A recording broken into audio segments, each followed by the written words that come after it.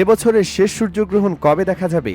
জ্যোতির্বিদদের বরাত দিয়ে স্পেস.com জানিয়েছে, সূর্যগ্রহণের দিন চাঁদ তুলনামূলক ছোট দেখাবে। এর ফলে সূর্যের আলো ঢেকে যাবে এবং রিং অফ ফায়ার তৈরি হবে। এনডিটিভির খবরে জানা যায়, সূর্যগ্রহণটি রিং অফ ফায়ারে পরিণত হলে সেটি 6 ঘন্টা পর্যন্ত স্থায়ী থাকবে। 2 অক্টোবর ভারতীয় সময় রাত 9টা 13 মিনিটের দিকে সূর্যগ্রহণ শুরু হবে এবং শেষ হবে 3 অক্টোবর বিকেল 3টা 17 মিনিটের দিকে। বিরল এই সূর্যগ্রহণটি প্রশান্ত মহাসাগরীয় অঞ্চল থেকে দেখা যাবে। বিশেষ করে দক্ষিণ চিলি এবং দক্ষিণ আর্জেন্টিনা থেকে এর দেখা মিলবে। তবে ভারতীয়দের জন্য হতাশার খবর হলো, এই সূর্যগ্রহণ ভারতবাসী দেখার সুযোগ পাবে না। বিজ্ঞানীদের মতে, সূর্য, চাঁদ এবং পৃথিবী যখন একটি সরল রেখায় আসে তখন সূর্যগ্রহণ ঘটে।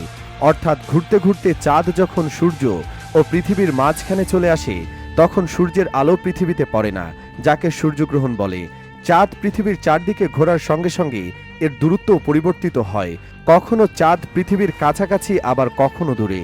চাঁদ যখন পৃথিবীর কাছাকাছি থাকে তখন বড় দেখায় এবং দূরে গেলে ছোট দেখায়। যদি সূর্যগ্রহণের সময় চাঁদ পৃথিবীর কাছাকাছি থাকে তবে তার বড় আকারের কারণে এটি পৃথিবীর থেকে সূর্যকে পুরোপুরি ঢেকে ফেলে।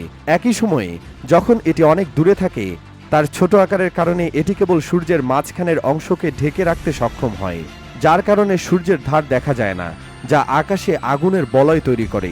একেই বলে রিং অফ ফায়ার।